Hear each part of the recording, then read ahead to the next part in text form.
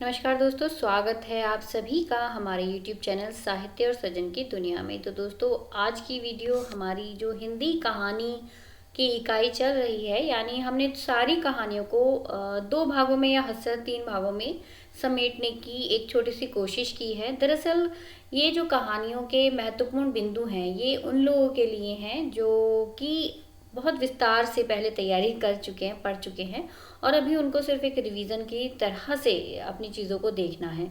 तो रिवीजन के तौर पर यहाँ पर ये जो कि हमारी परीक्षा, आगामी परीक्षा होने वाली है अभी यूजीसी नेट की, उसके लिए मैंने यहाँ पर ये वीडियोस अपलोड की हैं। तो अगर आप लोगों को मेरी वीडियो पसंद आती है तो प्लीज़ वीडियो को लाइक शेयर सब्सक्राइब ज़रूर कीजिएगा।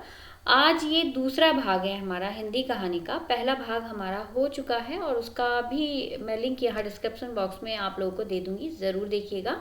छोटे छोटे महत्वपूर्ण बिंदुओं से हम यहाँ कहानी को कवर कर रहे हैं, यानी कहानी की जो इकाई 7 है हमारी, उसको हम यहाँ पर देख रहे हैं।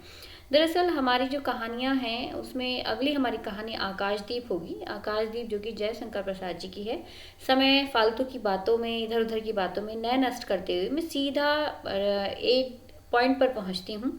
दरअसल आकाशदीप प्रसाद जी की एक प्रसिद्ध रचना है, बहुत महत्वपूर्ण कहानी है ये। और मैंने ये भी बात आप लोगों के साथ करनी है यहाँ पर कि कौन सी कहानी से प्रश्न आने की अधिक उम्मीद रहती है। तो देखो, आकाशदीप एक ऐसी कहानी है जो बहुत महत्वपूर्ण कहानियों में दरअसल आ जाती है, क्योंकि ये कहानी एक ऐतिहासिक पृष्ठभूमि पर आधारित कहानी है। और दूसरी महत्वपूर्ण बात यह है कि ये जयशंकर प्रसाद जी की कहानी है। दरअसल प्रसाद जी की कहानियों में आकाशदीप एक महत्वपूर्ण कहानी आती है और प्रसाद जी स्वयं एक बहुत ही प्रसिद्ध साहित्यकार रहे हैं छायावादी के। तो आप लोग अपने आप समझ सकते हैं कि ये कहानी हमारे लिए कितनी महत्वपूर्ण है।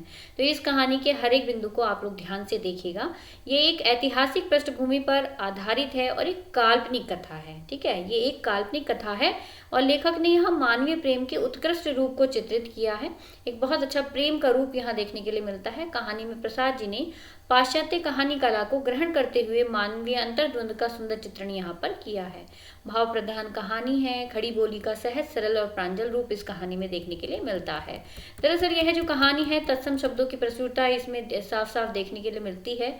कर्तव्य के लिए प्रेम का बलिदान यहाँ देखने के लिए मिलता है, जो कि इस कहानी को उच्च कोटि की श्रेणी में ला करके खड़ा कर देता है। बहुत ही खूबसूरत कहानी है प्रेम में बलिदान का रूप देखने के लिए, जो कि आज के समाज में तो बहुत कम देखने के लिए मिलता है। लेकिन यहाँ पर कर्तव्य के लिए प्रेम को न्यौछावर कर देने वाली यह कहानी देखने के लिए मिलती है, जो कि बहुत उच्च कोटि की अपने आप में बन गई है। पवित्र प्रेम की यह रचना है। कहानी के मुख्य अगर हम पात्रों को देखते हैं तो बहुत अधिक पात्रों को आप लोगों को याद करने की आवश्यकता नहीं है। यहाँ पर 3 मुख्य पात्र हैं। बुधगुप्त जो कि इस कहानी का नायक है और एक वीर साहसी पुरुष है, और दूसरा है चंपा जो कि कहानी की नायिका है और बुद्धदेव की प्रेमिका है। मणिभद्र कहानी का खलनायक है। चंपा और बुद्धदेव की को बंदी बना लेने वाला मणिभद्र ही है, जो नौका पर बुद्ध और चंपा को एक तरीके से बंदी बना लेता है। कहानी का सार हम यहाँ पर देख लेते हैं। जिन्होंने कहानी पढ़ी हुई है उनको कहानी बहुत आसानी से समझ आ जाएगी, लेकिन जिन्होंने कहानी नहीं पढ़ी है वो भी यहाँ इन छोटे छोटे बिंदुओं के माध्यम से इस कहानी का लाभ ले सकते हैं। कहानी के सार हम देख लेते हैं। दरअसल कहानी का जो नायक है वो बुद्धगुप्त है और एक दस्युओं का सरदार है। कहानी का मुख्य नायिका चंपा है और क्षत्रियणी यानी छत्रणी है, और दोनों अलग अलग कारणों से मणिभद्र की नौका पर बंदी है। मणिभद्र ने दोनों को बंदी बना रखा है। चंपा के मन में बुद्धगुप्त के प्रति बहुत अधिक प्रेम है, लेकिन उसके मन में एक आशंका भी थी। उसकी आशंका क्या थी कि उसके पिता की जो मृत्यु थी उसका कारण कौन है? बुद्धगुप्त ही है।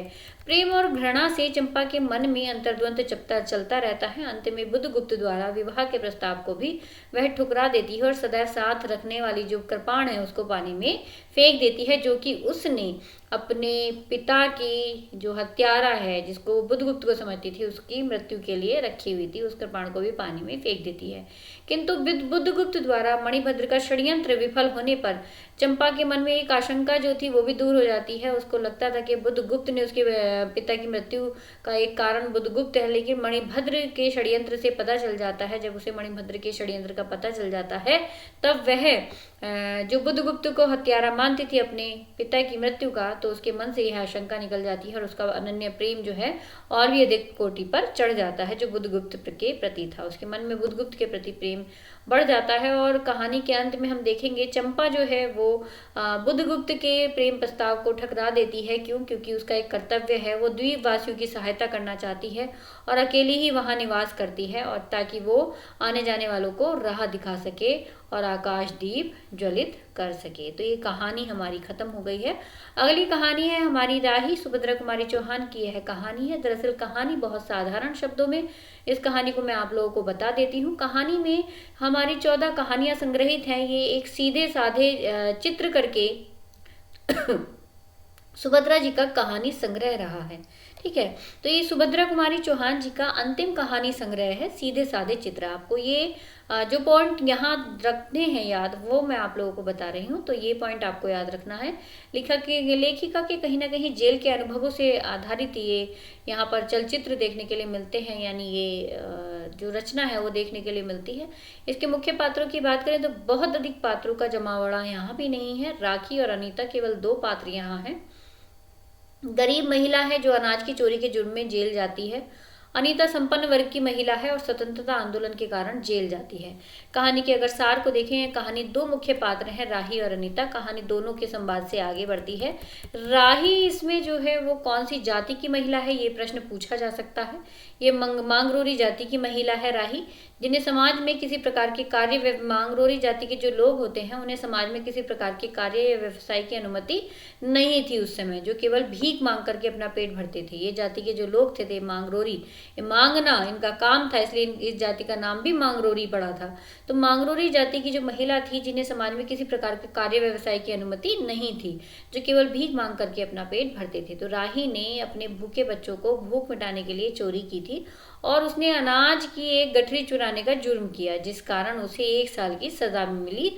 और दूसरे मुख्य पात्र इसमें अनीता है, जो स्वयं एक लेखिका ही है और स्वाधीनता आंदोलन के चलते वह जेल जाती है। तो संपन्न परिवार की होने के कारण उसे B क्लास से A क्लास में रख दिया जाता है, शिफ्ट कर दिया जाता है। यानी कि अनीता ने जब से राही की बात सुनी है, तभी से उसके भीतर देशभक्ति की अलग रूप का चित्रण उसके के भीतर जो है जगने लगता है। वो देशभक्ति की जो भावना है वो एक अलग रूप ले लेती है। लेखिका अनीता के स्वप्न के माध्यम से मांगरोरी जाति के कल्याण का रास्ता बताती है और गांव में लघु उद्योग के माध्यम से नए लोगों को आत्मनिर्भर बनाया जा सकता है, इस पर भी जोर कहीं ना कहीं वो डालती है। कहानी के माध्यम से लेखिका यही कहना चाहती है कि जो सच्ची देशभक्ति है वह देश को गरीबी, भूखमरी के अभिशाप से मुक्त कराना है, ना कि आंदोलन करके जेल में जाना। तो कहीं ना कहीं उसको ये चीज़ महसूस हो गई थी कि सच्ची देशभक्ति जो है वो देशवासियों की सेवा करना है, देश के गरीब लोगों की गरीबी को दूर करने का रास्ता निकालना है, भुखमरी के अभिशाप से देश को मुक्त कराना है। तो गरीब लोगों के कल्याण के लिए कार्य करना सच्ची देशभक्ति है। ये इस कहानी का संदेश है और एक महत्वपूर्ण बिंदु भी है इस कहानी का। ठीक है, अगली अगर हम देखते हैं तो अगली कहानी हमारी प्रेमचंदोत्तर हिंदी कहानियों में आ जाएगी। और प्रेमचंदोत्तर हिंदी कहानी में जो कि मनोविश्लेषणात्मक कहानी परंपरा जहाँ से प्रारंभ हो जाती है वह है अपना अपना भाग्य, जैनेन्द्र कुमार की। कहानी के मुख्य बिंदुओं को और पात्रों को, सार को हम यहाँ देख लेते हैं। और अपना अपना भाग्य बहुत महत्वपूर्ण कहानी है। कहानी में हम देखेंगे यहाँ पर जैनेन्द्र जो कि गांधीवादी प्रेमचंदोत्तर उपन्यासकार हैं और हिंदी गद्य में मनोविश्लेषणात्मक परंपरा के प्रवर्तक के रूप में मान्य और प्रयोगवाद के प्रारंभकर्ता भी इनको कहा जाता है। इनका मूल नाम आनंदी लाल है और अपना अपना भाग्य जैनेन्द्र कुमार की प्रसिद्ध रचना भी है। इस कहानी में सामाजिक विषमता और अमीरी गरीबी के बीच की खाई का वर्णन किया गया है। कहानी के लेखक का उद्देश्य जो है समाज में गरीब और लाचार बालकों के शोषण का जो मार्मिक चित्रण है यहाँ किया गया है, पाठक के मन को विकल कर देता है। उसने शायद यह संदेश सब तक पहुंच पाए कि मनुष्य को अपनी मनुष्यता के धर्म का पालन करते हुए परोपकारी बनना चाहिए। उच्च वर्ग की संवेदनशीलता से संबंधित यह कहानी है। कहानी में बहुत अधिक पात्र नहीं है और इसमें पूछने लायक भी बहुत ज़्यादा चीज़ें नहीं हैं, इसलिए आप इसमें जो छोटी छोटी चीज़ें हैं सिर्फ वही याद रखिएगा। घटना पर तटस्थ टिप्पणी करता हुआ बुद्धिजीवी वर्ग यहाँ देखने के लिए मिलता है। लेखक का मित्र एक भावुक व्यक्ति है। बालक कहानी का मुख्य पात्र है, जो कि 10 वर्षीय बालक यहाँ पर दिखाया गया है। कहानी के सार को अगर देखें तो अपना अपना भाग्य एक गरीब बच्चे की मार्मिक कहानी है। भूख और ठंड के कारण दम तोड़ देता है और उसकी मृत्यु उसका भाग्य मान लिया जाता है। इस कहानी का क्षेत्र नैनीताल का है, किंतु यह किसी स्थान विशेष की कहानी नहीं है बल्कि पूरे समाज की कहानी है। लेखक अपने मित्र के साथ नैनीताल घूमने के लिए जाता है। वहाँ उसे एक बालक मिलता है जो बहुत अधिक गरीब है, जिसके पास सर्दी से बचने के लिए कपड़े तक नहीं है, वह काम की तलाश में भटकता रहता है, लेकिन उसे कहीं काम नहीं मिलता है। लेखक और उसका मित्र उस बालक से बात करते हैं और उसकी स्थिति को देख कर और सुनकर के दुखी भी होते हैं, लेकिन उसकी सहायता नहीं कर पाते हैं। उससे आगे के अगले दिन मिलने की बात करते हैं, किंतु उसी रात सर्दी के कारण उसकी मृत्यु हो जाती है और उसे उसका भाग्य मान लिया जाता है। यही अपना अपना भाग्य का सार है। दरअसल हम अपनी अगली कहानी देखेंगे, जो कि गैंग्रीन कहानी है आगे की, और बहुत बहुत महत्वपूर्ण कहानी है। इस कहानी से एक ना एक प्रश्न जो है हर बार आने की पूरी उम्मीद रहती है। यहाँ पर दोस्तों आप लोगों से मैंने बताया ही है कि कहानी जो विशेष होगी, जहाँ से प्रश्न आ सकते हैं, मैं उस पर थोड़ा जोर ज़्यादा डालूंगी। तो ये गैंग्रीन कहानी से प्रश्न आ सकता है। गैंग्रीन कहानी एक का नया नाम जो है एक रोज़ भी है, और गैंग्रीन कहानी आगे की एक प्रसिद्ध कहानी में से आती है, और यह विपदगा कहानी संस्करण में रोज नाम से प्रकाशित हुई थी। प्रसिद्ध कहानी संग्रह था, विपदगा नाम से इनका कहानी संग्रह हुआ, और इसके प्रथम संस्करण में ही रोज नाम से यह प्रकाशित हुई। विपदगा के 5वें संस्करण में 1990 में प्रकाशित हुआ यह कहानी संग्रह गैंग्रीन शीर्षक से नेशनल पब्लिशिंग हाउस दिल्ली से प्रकाशित हुई। तो इस तरीके से इसका प्रकाशन के बारे में डिटेल दी हुई है कि कहाँ पहले प्रकाशित हुई थी, फिर उसके बाद कहाँ प्रकाशित हुई यह कहानी। दरअसल इस कहानी का उद्देश्य एक युवती मालती के वैवाहिक यांत्रिक जीवन से नारी के जो स्वतंत्र जीवन, यंत्रवत जीवन और उसके नियमित घरेलू उबाऊ दिनचर्या का स्पष्ट चित्रांकन किया गया है। इसी कहानी में हम संक्षिप्त संवाद के माध्यम से अंतर्द्वंद की गहरी स्थिति देख सकते हैं। कहानी के मुख्य पात्रों को अगर देखें तो इसमें भी बहुत अधिक पात्र नहीं है, कुछ ही पात्रों में हमें कहानी को याद रखना है। पहला पात्र इसमें मुख्य पात्र है मालती, जो कि मुख्य नारी पात्र है। विवाह के 2 वर्ष बाद से ही नीरज दिनचर्या में चलती है, और नीरज दिनचर्या के चलते हुए मतलब एक बेटे की माँ भी है इसमें, जिसका नाम है टिटी, और महेश्वर जो है उसका पति है, जो कि सरकारी डिस्पेंसरी में डॉक्टर है। अतिथि इसमें कथाकार स्वयं है, मालती के दूर के रिश्ते का भाई है, और दोनों में साख्य संबंध भी है। ठीक है, तो कथाकार कौन है जो कहानी कह रहा है, वह अतिथि के रूप में है और मालती के दूर के रिश्ते का भाई, और दोनों में जिनमें साख्य संबंध भी देखने के लिए मिलता है। कहानी के अगर हम सार को देखें तो कहानी के सार में कथानक बहुत दिनों बाद मालती से, कथाकार जो स्वयं मैंने आपको बताया कि यहाँ पर कथाकार स्वयं जो मालती का भाई अपने आप को बता रहे हैं, तो कथाकार बहुत दिनों बाद मालती से मिलता है। मालती जिसे वह बचपन से जानता था, जिसके साथ उसकी मित्रवत व्यवहार रहा है। मालती के विवाह के बाद जब वह उससे मिलता है तो बचपन की वह मस्त मौला चंचल लड़की पूरी तरह से एकदम बदल चुकी होती है। ऐसा बदलाव जिससे उसके भीतर जड़ता उत्पन्न हो गई थी। मालती का जीवन अत्यंत उदासीन हो गया था। उसके स्वयं का जीवन उसके बेटे और पति के इर्द गिर्द घूमने लगा था। प्रत्येक बदलाव को जैसे अपना भाग्य मन बैठी थी, वह रोज एक सी दिनचर्या से ऊब चुकी है। रोज छोटा बड़ी एक सी चीजें सचमुच एक नारी के लिए उबाऊ हो जाता है। तो ये है कहानी है। कहानी में यही विशेष दिखाया गया है कि गैंग्रीन, या जिसको हम रोज नाम से कहानी को जानते हैं, तो ये एक महत्वपूर्ण कहानी है इस समय की। और अगले कहानी की तरफ चलते हैं, जो कि स्वतंत्रोत्तर हिंदी कहानी में आ जाती है फणीश्वर नाथ रेणु की तीसरी कसम कहानी, जो कि अपने आप में बहुत महत्वपूर्ण है। अगर दोनों कहानियों की कंपेयर की जाए, इनकी लाल पान की बेगम और तीसरी कसम की, तो इनकी महत्वपूर्ण कहानी तीसरी कसम है, जो कि बहुत बहुत महत्वपूर्ण है। भीष्म साहनी की चीफ की दावत, भीष्म साहनी की अमृतसर आ गया है, ये कुछ कहानी है। यानी जो कहानियाँ हमारे पाठ्यक्रम में स्वतंत्रोत्तर हिंदी कहानी लगी हुई हैं, उनमें फणीश्वर नाथ रेणु की तीसरी कसम, फणीश्वर नाथ रेणु की लाल पान की बेगम, और भीष्म साहनी की चीफ की दावत है, भीष्म साहनी की अमृतसर आ गया। इस तरीके से 2 कहानी इनकी भी है। शेखर जोशी की कोसी का घटवार, कृष्णा सोबती की सिक्का बदल गया, हरिशंकर परसाई की इंस्पेक्टर माता दीन चांद पर, ज्ञान रंजन की पिता, और कमलेश्वर की राजा निर्वंशिया, निर्मल वर्मा का की परिंदे। ठीक है, तो ये कुछ महत्वपूर्ण कहानियाँ यहाँ पर दी हुई हैं। हालांकि इन कहानियों की अगर हम बात करें तो शेखर जोशी की कोसी का घटवार बहुत महत्वपूर्ण कहानी है। और इसके अलावा अगर कहानियों की बात करें तो चीफ की दावत में भी एक बहुत अच्छा मैसेज दिया गया है। अगले कहानियों की तरफ चलते हैं। जो हमारी विशेष कहानी है उसकी थोड़ी सी डिटेल हम देख लेते हैं। यानी 12वीं कहानी तीसरी कसम फणीश्वर नाथ रेणु की कहानी है। कहानी के मुख्य पात्र, मुख्य बिंदु हम यहाँ देख लेते हैं। दरअसल जो तीसरी कसम कहानी है, इसको हम मारे गए गुलफाम के नाम से जानते हैं, और ये एक प्रसिद्ध रचना है। कहानी के शिल्प की विशेषता यह है कि किस्सा गोई शैली में रची गई है। मारे गए गुलफाम तीसरी कसम फिल्म की बनी हुई है, जिसे हिंदी सिनेमा में मील का पत्थर कहा जाता है और इसे सन 1966 में राष्ट्रपति स्वर्ण पदक भी प्राप्त हुआ। इसके अतिरिक्त देखें तो ठुमरी में यह संग्रहित है, ठुमरी में प्रकाशित हो चुकी थी और सर्वाधिक प्रसिद्ध कहानी है तीसरी कसम, और जिस पर शैलेंद्र ने एक फिल्म का निर्माण भी किया है इसी तीसरी कसम नाम से, और उसमें राज कपूर तथा वहीदा रहमान मुख्य भूमिका में है।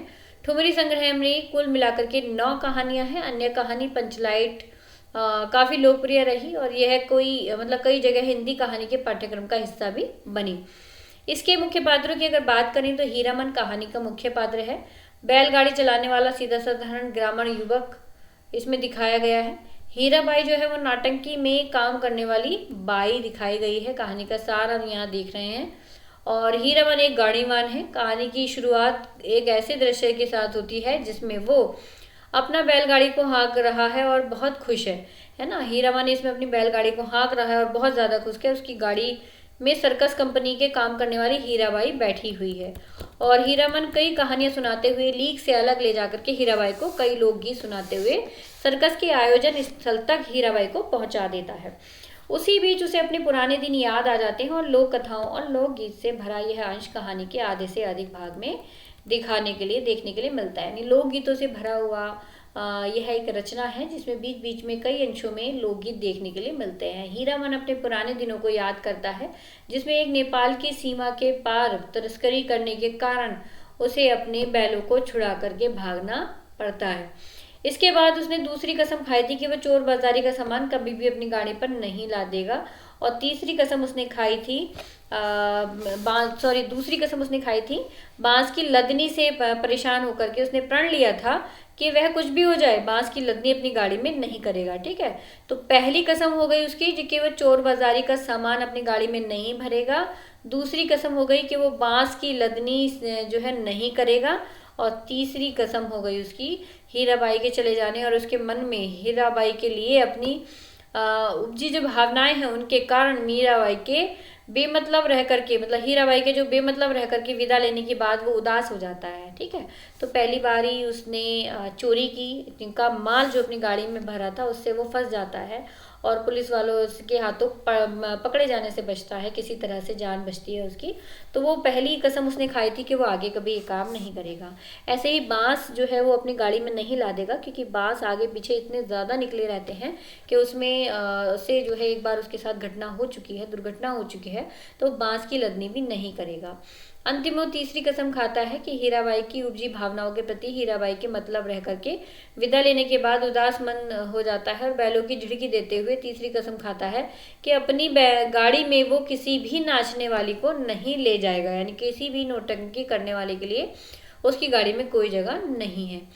13वीं हमारी कहानी है लाल पान की बेगम, जो कि फणीश्वर नाथ रेणु की कहानी है और कहानी के मुख्य पात्रों को देखें तो उसमें बहुत अधिक पात्र नहीं है। बिरजू की माँ है कहानी का मुख्य नारी पात्र है, सशक्त महिला है, दबंग महिला है, व्यवहार कुशल है, किंतु सबको साथ लेकर के चलने वाली महिला इसमें दिखाई गई है बिरजू की माँ। अगली कहानी है हमारी अगले पात्र है बिरजू के पिता, जिनका कोई कैरेक्टर नहीं दिखाया गया है। बिरजू, जिसके नाम से बिरजू की माँ कहा जाता है, चंपिया का भाई है। चंपिया बिरजू की बहन है और मखनी बुआ अकेली रहती है और उसके आगे पीछे कोई और नहीं है उसके परिवार में। जंगी की पुतेहू जिसने बिरजू की माँ को लाल पान की बेगम कहा था, वह जंगी की पुतेहू है। लाल पान की बेगम का थोड़ा सा सार देख लेते हैं। लाल पान की बेगम रेणु जी की प्रसिद्ध कहानी संग्रह ठुमरी की ही छठी कहानी है। इसके अलावा यह फणीश्वर नाथ रेणु की लोक कथाओं की शैली में कुछ स्त्रियों की आपसी बातचीत में लिखी गई कहानी है। कहानी का आरंभ होता है जब बिरजू की माँ से मखनी बुआ पूछती है कि नाच देखने नहीं चल रही है क्या।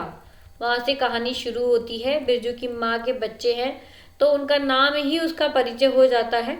और कहानी बुआ के मतलब आगे पीछे कोई नहीं, मतलब इस कहानी में देखेंगे कि जो मखनी बुआ है उसके आगे पीछे कोई नहीं है, उसका अपना कोई नहीं है, तो उसके खुद के नाम में बुआ का संबंध जोड़ करके वो मखनी बुआ उनको कहते हैं। तो बिरजू की माँ अपने पति की बैलगाड़ी लेकर के वक्त पर न आने से बहुत अधिक दुखी थी और मखनी बुआ के सवाल से चिढ़ गई और बोल बैठी कि आगे नात ना पीछे पगहा, यानी परिवार की जिम्मेदारियों से मुक्त वाली परिस्थिति में थोड़ी ना है, और फुर्सत हो तो सोचे भी, और कोई काम हो तो सोचे भी। तो मखनी बुआ तो अकेले ही रहती थी, तो सो परिवार न होने के कारण वह पैसे की चोट खा गई है। और इस तरीके से पानी भरते समय जब मखनी बुआ ने यह बात दूसरी पनिहारनों के मतलब बताई, दूसरी पनिहारनों से बताई, तो सबने बुआ को सांत्वना देने की कोशिश की और कहा कि जो है मखनी की आदत थोड़ी ख़राब हो गई है, सॉरी मखनी नहीं, जो बिरजू की माँ उसकी आदत थोड़ी ख़राब हो गई है, यानी कहने का मतलब ये है कि पैसे आने के कारण वो थोड़ी आजकल मैं में रहने लगी है। तो ये देखो, जब 4 पैसे आ जाने का नतीजा है बिरजू की माँ ने के पैर ज़मीन पर नहीं टिकते हैं। आपस में औरतें बातें कर रही हैं और मखनी को समझाने की कोशिश कर रही हैं। जंगी की जो पतेहू है यानी बहू है, इसी बीच बिरजू की माँ को लाल पान की बेगम कह देती है और थोड़ी देर में बातों बातों में यह उपमा बिरजू की माँ को भी सुनाई दे जाती है।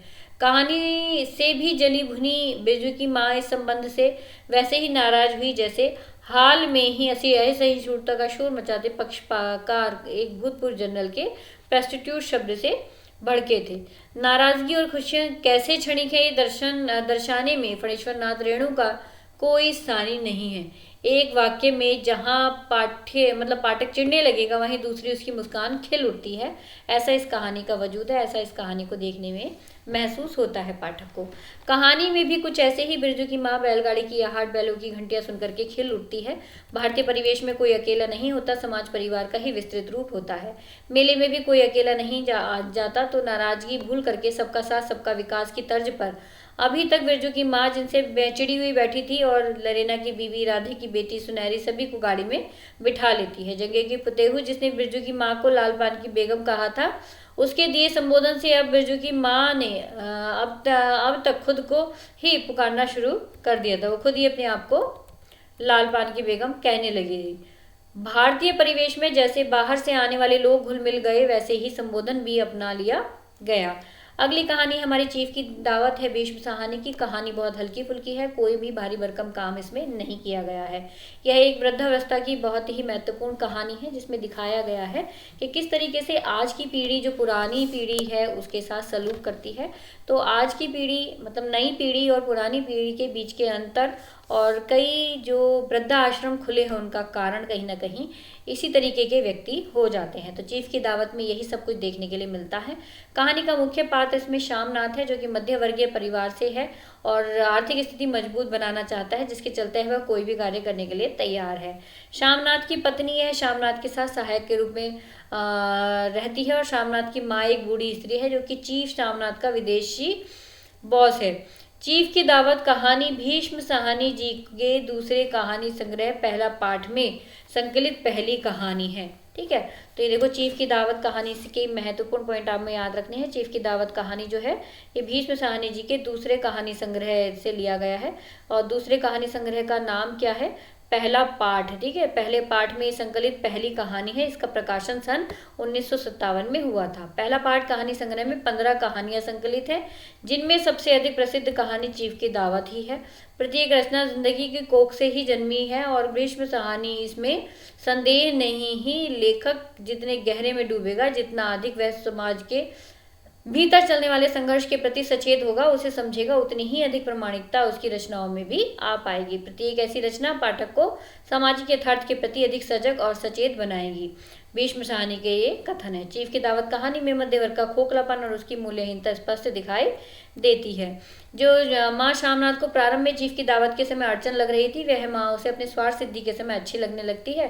चीफ की दावत में भीष्म साहनी द्वारा रचित मुख्य प्रमुख कहानियां हैं, तो उसमें इस कहानी में उन्होंने मध्य वर्गीय समाज के खोखलेपन तथा दिखावटीपन को दर्शाया है। उनके द्वारा रचित कहानी आज भी उतनी ही प्रासंगिक है जितनी उस समय थी और भीष्म साहनी ने श्यामनाथ के माध्यम से शिक्षित युवा वर्ग पर करारा व्यंग्य किया है। महत्वपूर्ण पॉइंट, आज के शिक्षित युवा वर्ग अपने प्रति मतलब अपने माता पिता को बोझ समझने लगते हैं और व्यक्ति अपने सुख सुविधा के लिए अपने माता पिता को छोड़ देते हैं। वह ये तक भूल जाते हैं कि आज जिस समाज में मतलब तुम रह रहे हो उन्हीं की बदौलत है, उन्हीं माता पिता की बदौलत है। और अपने बच्चों को काबिल बनाने के लिए माता पिता अपना सर्वस्व समर्पित कर देते हैं। उनका पूरा ही जीवन अपने बच्चों की खुशी के लिए बलिदान में निकल जाता है, व्यतीत हो जाता है, और वही बच्चे अंत में उनको ठुकरा देते हैं, उन्हीं को बोझ समझने लगते हैं। तो चीफ की दावत में एक ऐसी ही कहानी है जिसमें स्वार्थी बेटा शामनाथ इसमें दिखाया गया है। अपनी विधवा बूढ़ी माँ का बलिदान फर्ज ही नजर उसे नहीं आता है। और शामनाथ दफ्तर से नौकरी करता है। वह धीरे धीरे उच्च पद पर पाने की महत्वाकांक्षा रखता है, जिसकी पूर्ति के लिए वह विदेशी चीफ की खुशामदी भी करता है। शामनाथ चीफ को अपने घर के दावत के लिए आमंत्रित करता है और घर में उसकी पत्नी तथा बूढ़ी माँ है और माँ की अनावश्यकता, यानी माँ उसके घर में रहती है, उसको ये लगता है कहीं उसका चीफ जो है उसकी माँ को देख करके ये न कह दे कि या उसका जो प्रमोशन है उसको रोक ना दे। अपनी निरक्षर वह बूढ़ी माँ को कहीं छुपाना चाहता है और सोचता है कि चीफ उसकी माँ के साक्षात से नाराज ना हो जाए, इसलिए वह अपनी माँ को चीफ के आने से पहले ही अपनी कोठरी में भेजने को कहता है। शाम को दावत के समय शामनाथ मन ही मन सोचता है कि विदेशी चीफ को कैसे अपनाएगा। उसकी माँ निरक्षर है और शामनाथ ने अपनी माँ को परिचय करवाते हुए बताया कि मेरी माँ गांव से ताल्लुक रखने वाली महिला है। चीफ ने माँ के हाथों की बनी फुलकारियाँ देखी जो उसे बहुत पसंद आई। फुलकारी देख करके उसे बहुत अच्छा लगा था चीफ को, तो शामनाथ ने अपनी स्वार्थ पूर्ति के लिए साहब को नई फुलकारी बना करके देने का वायदा किया। और इसी तरह से ये कहानी अंत हो जाती है। अगली कहानी है अमृतसर आ गए। यह भी भीष्म साहनी जी की ही कहानी है। कहानी में कुछ ऐसा विशेष नहीं है, स्वयं लेखक इसमें एक महत्वपूर्ण पात्र है। सरदार है इसमें, हिंदू का प्रतिनिधित्व करता है। 3 इसमें पठान मुसलमान समुदाय का प्रतिनिधित्व करते हुए इसमें दिखाए गए हैं। और इसके मुख्य बिंदु में सिर्फ इतना ही कि अमृतसर आ गया है भीष्म साहनी जी की प्रसिद्ध रचना है और यह कहानी संग्रह इनके चौथे कहानी संग्रह पटरियों में दूसरी कहानी है। यह पटरियाँ जो इनका कहानी संग्रह है जिसका प्रकाशन 1973 में हुआ, उसी में से मतलब ये जो रचना है ली गई है और ये लगभग 14 कहानियों का संग्रह है। अमृतसर कहानी में अंधी और क्रूर सांप्रदायिकता का चित्रण देखने के लिए मिलता है। इस कहानी विभाजन के समय मार्मिक चित्रण इसमें दिखाया गया है। कहानी में शरणार्थियों का एक समूह का पाकिस्तान से भारत के सीमावर्ती शहर अमृतसर की ओर यात्रा के दौरान की भयावहता का विनाश का वर्णन इसमें हुआ है।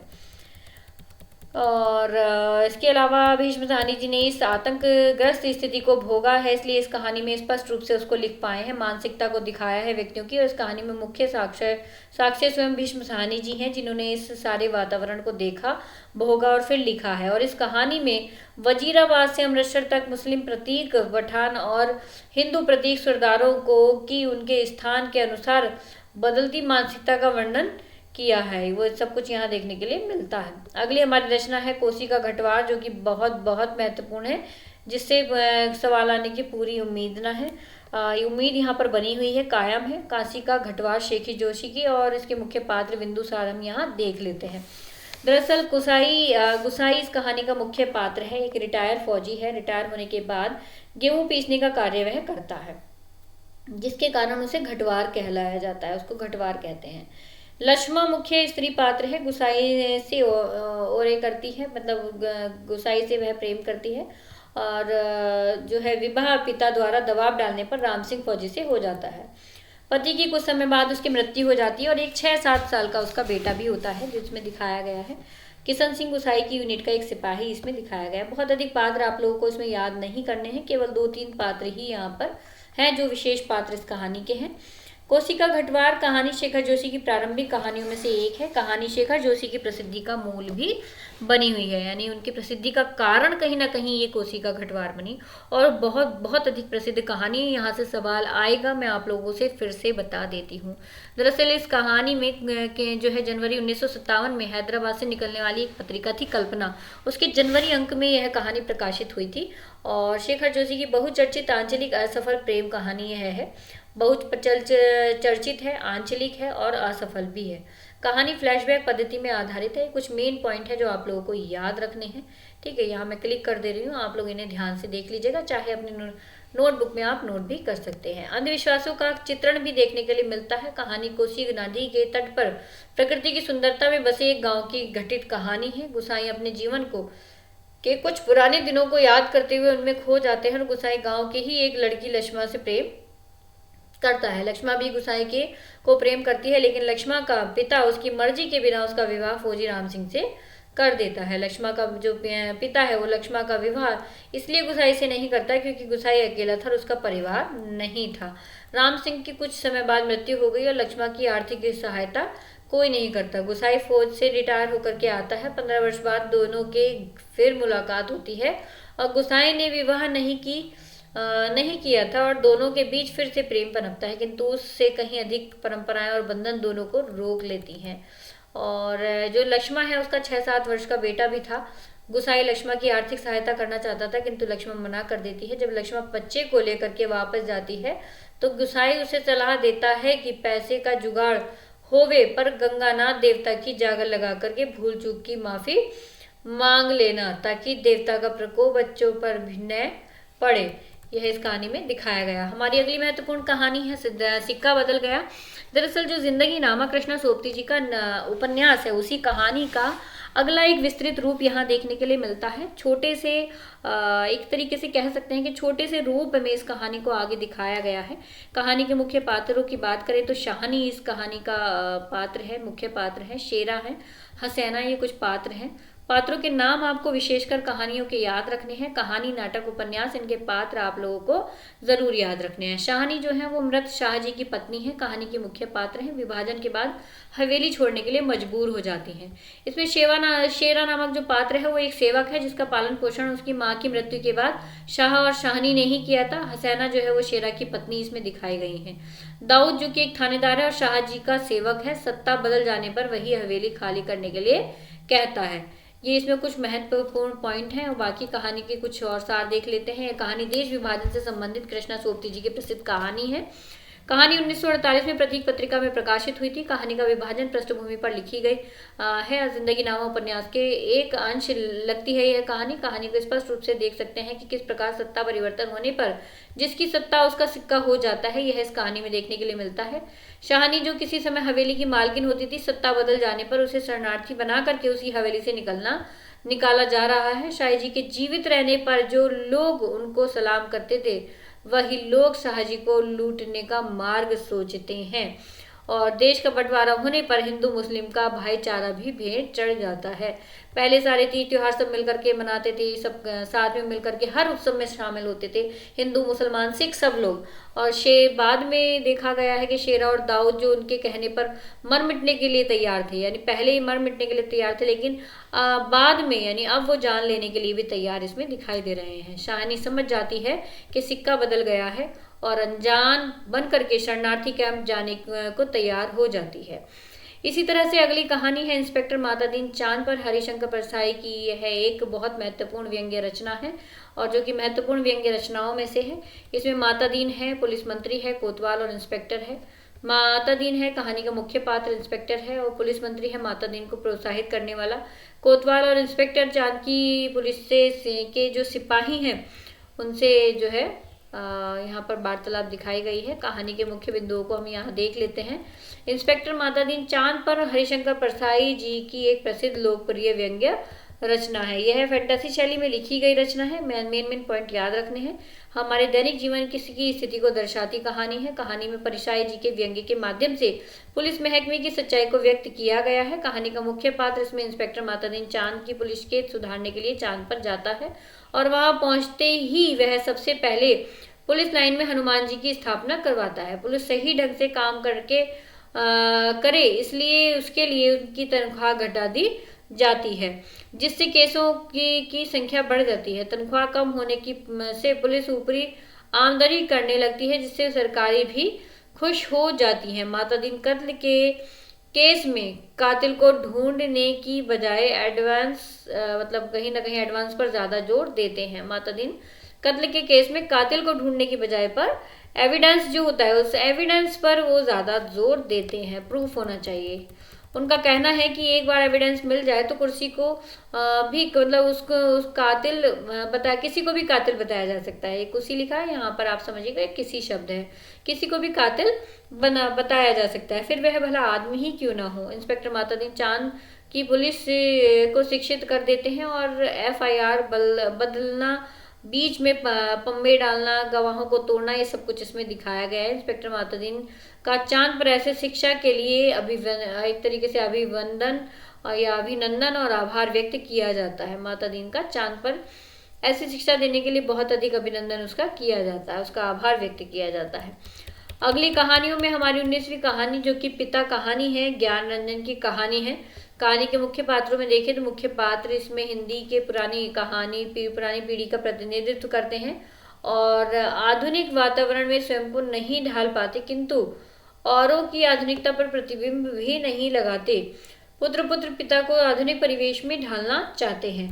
इसके अलावा अगर कहानी के मुख्य बिंदुओं को देखें तो ज्ञान रंजन काठोत्री जो साठोत्तरी पीढ़ी है उसके सर्वश्रेष्ठ अगर कहा जाए तो सर्वश्रेष्ठ कहानीकारों में से एक जो है माने जाते हैं। साठोत्तरी पीढ़ी के 4 यार के रूप में प्रसिद्ध मंडली के चारों सदस्य ज्ञान रंजन, जिसमें आते हैं दूधनाथ सिंह, श्री काशी सिंह और काशीनाथ सिंह और रविंद्र कालिया। ये कुछ 4 नाम हैं जो साठोत्तरी पीढ़ी के 4 यार के रूप में जाने जाते हैं। कालिया में से सबसे अधिक प्रसिद्ध ज्ञान रंजन को ही मतलब एक तरह से माना जाता है इन सब में प्रसिद्ध। यह बहुचर्चित तथ्य है। इनकी कहानियों की कुल संख्या 25 है। 1977 में राजकमल प्रकाशन से सपना नहीं नामक संकलन में प्रकाशित हो चुकी हैं। पिता कहानी के माध्यम से पाठक स्वतंत्रोत्तर कहानी में जो आए बदलाव है उनको समझ सकता है। 60 के बाद की कहानी में यथार्थ के स्तर पर आए परिवर्तनों की पहचान इसमें की जाती है। कहानी की तत्कालीन ही नहीं बल्कि समकालीन संदर्भ सापेक्षता की भी पहचान इसमें की गई है। परंपरागत और आधुनिक हो जाने के बीच उभरे द्वंद्व, परंपरागत और आधुनिक होते जाने के बीच में जो एक द्वंद्व उभर जाता है वो द्वंद्व इस कहानी में दिखाने का प्रयास किया गया है। संबंधों की व्याख्या इस कहानी में आसानी से की गई है। आज़ादी के बाद उभरे नए शिक्षित मध्य वर्ग के उभार और इस तरीके मतलब शिक्षित मध्य वर्ग को बनाने का या तैयार करने वाली जो पीढ़ी है उसके बीच उपजे द्वंद्वात्मक संबंध को पिता और पुत्री द्वारा आसानी से देखा जा सकता है। इस कहानी में यह भी आसानी से जान सकते हैं कि संबंध में आई जो द्वंद्वात्मकता है उसका कारण क्या है। पिता कहानी में पिता के प्रति असंतोष और सहानुभूति की मिली-जुली प्रतिक्रिया अर्थात कहानी का मूल कथ्य बताने का प्रयास किया गया है। पुत्र चाहते हैं कि पिता आराम पूर्वक पूरी सुविधाओं के साथ रहा करे और बाहर न हो करके अंदर इसमें दिखाया गया है कि वो बाहर न सो करके अंदर पंखे के नीचे सोए, बढ़िया कपड़े पहने, बढ़िया नए। बच्चे क्या चाहते हैं कि जो उनके माता पिता हैं वो आराम करें, खूब सोएं, बढ़िया कपड़े पहने और नल के नीचे न नहा करके शावर में नहाने का आनंद लें, अच्छे खाद्य पदार्थ खाएं। किंतु पिता को यह सब पसंद नहीं आता और पिता अधिकांश समय गर्मी में भी घर के बाहर बिताते हैं ताकि बहू बेटियों के निजी जीवन को स्वतंत्रता मिले। पिता पुत्र के मध्य एक पीढ़ी का अंतर यहाँ देखने के लिए मिलता है। दोनों एक दूसरे से सहमत नहीं होते हुए किंतु उनके मन में प्रेम और सहानुभूति बनी रहती है। एक दूसरे से सहमत नहीं है लेकिन फिर भी एक दूसरे के प्रति प्रेम और सहानुभूति यहाँ भी देखने के लिए मिलती है। तो इस तरीके से ये हम 19 कहानियाँ देख चुके हैं। 20वीं हमारी कहानी है जो कि बहुत महत्वपूर्ण कहानी है, बहुत बहुत बहुत ज़्यादा महत्वपूर्ण कहानी है। यहाँ से सवाल आना ही आना है, ठीक है, यहाँ से एक क्वेश्चन ज़रूर आएगा। ठीक, तो यहाँ हम लोग देखेंगे दरअसल जगपति कहानी के पात्रों में जगपति है, चंदा है, बच्चन सिंह इस कहानी में है, राजा निर्वंशिया इस कहानी में है। जगपति कहानी का प्रमुख पात्र है, लेखक का मित्र है, मैट्रिक पास गांव के एक वकील के यहाँ मुंशी है। चंदा कहानी की मुख्य नारी पात्र है, जगपति की पत्नी है। बच्चन सिंह अस्पताल का कंपाउंडर है, जगपति की पत्नी चंदा को पसंद करता है। राजा निर्वंशिया पौराणिक कथा का पात्र है। और कहानी के मुख्य बिंदु भी फटाफट से देख लेते हैं हम। समय क्योंकि कम है इसलिए थोड़ा स्पीड से मैं यहाँ लेकर के चल रही हूँ। जैसे आप लोगों से बता चुकी मैं कि रिवीजन क्लास है। और प्लीज़ एक बार फिर से आप लोगों से कह रही हूँ अगर वीडियो पसंद आती है तो कमेंट्स करके ज़रूर बताइएगा, ठीक है। उससे मुझे थोड़ी सी हिम्मत मिलती है कि हाँ आप लोगों के लिए मैं इस तरह की वीडियो लाती हूँ तो आप लोगों के लिए हेल्पफुल है। वीडियो को लाइक कीजिएगा, कमेंट कीजिएगा ज़रूर। राजा निर्वंशिया कमलेश्वर जी की प्रथम मौलिक कहानी संग्रह है। इसका प्रकाशन 1957 में हुआ था। संग्रह में लगभग 7 कहानियां हैं। सबसे अधिक प्रसिद्ध कहानियां राजा निर्वंशिया ही है। और इस कहानी में लेखक ने प्रयोगधर्मी ढंग से किस्सा गोई अंदाज में यह कहानी लिखी है। कहानी में 2 कथाएं समानांतर चलती हैं, राजा निर्वंशिया की पौराणिक कथा और दूसरी जगपति निर्वंशिया की आधुनिक कथा चलती है। दोनों कहानियों की घटनाएं लगभग एक तरह की हैं, किंतु दोनों की प्रतिक्रियाएं अलग अलग हैं। पूरी कथा जगपति और चंदा के इर्द गिर्द घूमती है। इस कहानी में पुरुष प्रधान समाज में अग्नि पुरुष परीक्षा देता है। स्त्री के स्त्रीत्व का उंगली उठाता पुरुष प्राचीन समय में से आज आधुनिक युग में भी मिल जाता है। दोनों कथाओं में यह बात एक जैसी ही है। कहानी का प्रारंभ लेखक की माँ द्वारा सुनाई जा रही पौराणिक कहानी राजा निर्वंशिया से होता है। लेखक की माँ जो है कहानी राजा निर्वंशिया की सुना रही है, उसी कहानी से शुरुआत होती है। लेखक और जगपति दोनों बचपन के गहरे मित्र हैं, लेकिन जगपति कहानी के राजा निर्वंशिया की तरह लगता है जो कहानी उनकी माँ उनको सुनाया करती थी। राजा निर्वंशिया का एक सुंदर राजकुमारी से विवाह होता है, किंतु कोई संतान न होने के कारण वह अत्यंत दुखी होता है। रानी का मंत्री से बात करना उसको पसंद नहीं आता। रानी को जब संतान होती है तो वो स्वीकार नहीं करता। रानी को कुल देवता के समक्ष तपस्या करके अपनी सच्चाई को साबित करना पड़ता है। वह नहीं मानता कि वह उसकी संतान है। तो राजा निर्वंशिया ने भी ऐसे ही किया था। नारी पर जो संदेह का प्रश्न उठाया था। इसी तरीके से आधुनिक युग की कहानी में जगपति की शादी चंदा से होती है, किंतु चंदा दिन रात जगपति की सेवा में लगी रहती है और जगपति के पिता का देहांत तो हो जाता है और माँ जो है जगपति की देखभाल चंदा के हाथों में सौंप करके स्वर्ग को सिधार जाती है। जगपति को गोली लग जाती है, जिस कारण वह लंबे समय तक अस्पताल में रहता है। वहाँ उनकी सहायता बच्चन सिंह करते हैं और बच्चन सिंह जो है वो यह सहायता आगे जा करके उन दोनों के रिश्तों को हमेशा के लिए समाप्त कर देती है। बच्चन सिंह की जो ये सहायता है वो जगपति और चंदा के बीच का जो रिश्ता है उसको समाप्त कर देती है। बच्चन को देख करके कहीं ना कहीं जगपति के मन में एक संदेह उत्पन्न होता है और बच्चन सिंह का उधार देना, सहायता करना अभिशाप सिद्ध हो जाता है। जगपति चंदा के चरित्र पर संदेह करने लगता है और चंदा उसके बच्चे को अपना बच्चा मानने से इनकार कर देता है। चंदा और उसका जो बच्चा होने वाला बच्चा था उसको वह अपना बच्चा नहीं स्वीकार करता। चंदा अपने सतीत्व का यह संदेह उसको भीतर तक तोड़ देता है। जगपति को जब अपनी गलती का एहसास होता है तो बहुत देर हो चुकी होती है। वह चंदा के नाम एक चिट्ठी भी लिखता है कि उसकी मृत्यु के बाद उसकी चिता को उसका पुत्र ही अग्नि दे। इस प्रकार दोनों की कथाओं में अग्नि परीक्षा एक स्त्री को देनी पड़ती है। तो ये इस कहानी का मुख्य कुछ बिंदु है महत्वपूर्ण। अगली और अंतिम कहानी जो हमारी 21वीं कहानी है, ये हमारी अंतिम कहानी है यूजीसी नेट की इकाई में जो लगी हुई है। 21वीं कहानी है। कहानी में अगर हम देखें तो लतिका इस कहानी का केंद्रीय पात्र है।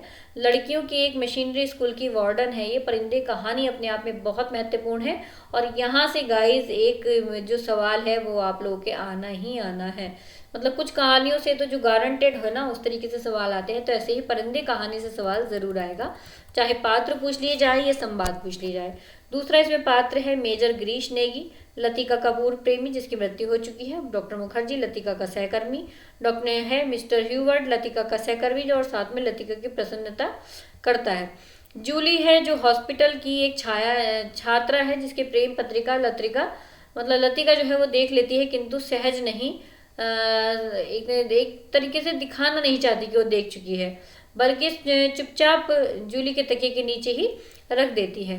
तो ये देखो हॉस्टल की एक छात्रा है जिसका प्रेम पत्र लतिका देख लेती है, किंतु सजा नहीं देती, बल्कि चुपचाप जूली के तकिए के नीचे ही उसको रख देती है, उसको सजा नहीं देती। तो ये कहीं ना कहीं इस कहानी में मुख्य कुछ पात्र हैं। कहानी के मुख्य बिंदुओं को अगर देखें तो परिंदे निर्मल वर्मा जी का पहला कहानी संग्रह है और इसका प्रकाशन 1958 ईस्वी में हुआ था। परिंदे से इनकी प्रसिद्धि की वृद्धि हुई थी। निर्मल वर्मा की कहानियों को अगर देखा जाए तो जटिल प्रेम और अनुभवों की कहानियां यहाँ पर देखने के लिए मिलती हैं उनकी।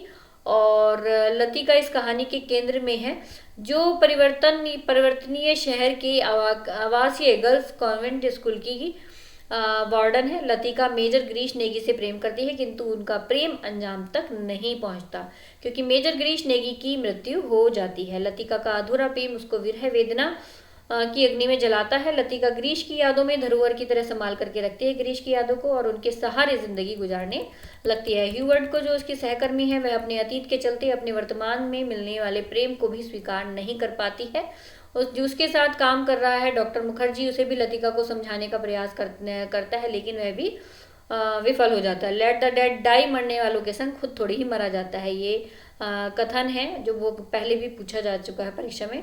लतिका पुरानी यादों से जोंक की तरह चिपटी हुई है। वह यह सब जानते हुए भी बेबस है। वह जानती है कि गिरीश की यादें उसको जीवन में आगे नहीं बढ़ने देंगी। अतीत के बोझ से मुक्त होना चाहती है। वह आज़ाद परिंदे की तरह देखती है। जीवन में प्रेम के प्रतीक है जो कि परिंदों को उनका भूत काल रोक पाता है, बल्कि वो अपने वर्तमान से लगाव रखते हैं। नई ऊष्मा की तलाश में अपने मुल्कों को छोड़ करके अनजान देश की ओर उड़ जाते हैं। धीरे धीरे उनकी सोच में परिवर्तन होता है और हॉस्टल की एक छात्रा इसमें दिखाई गई है, जूली। उसके प्रेम पत्र को वह देख लेती है जो कि रेजिमेंट में लिसी ऑफिसर के नाम लिखा जाता है, लेकिन वह जूली को कोई सजा नहीं देती, बल्कि चुपचाप उसके तकिए के नीचे प्रेम पत्र को वापस रख देती है। कहानी में लगता है कि लतिका भी अपने वर्तमान को भूल जाना चाहती है और आगे बढ़ना चाहती है। तो इस तरीके से ये हमारी हिंदी कहानियों की जो यूनिट है, इकाई है, वो हम लोग रिवाइज कर चुके हैं, देख चुके हैं। मिलती हूँ जल्दी ही दूसरी इकाई के साथ, यानी उपन्यासों की महत्वपूर्ण बिंदुओं को लेकर के अगली वीडियो में आप लोगों से मिलती हूँ। तब तक के लिए नमस्कार, धन्यवाद।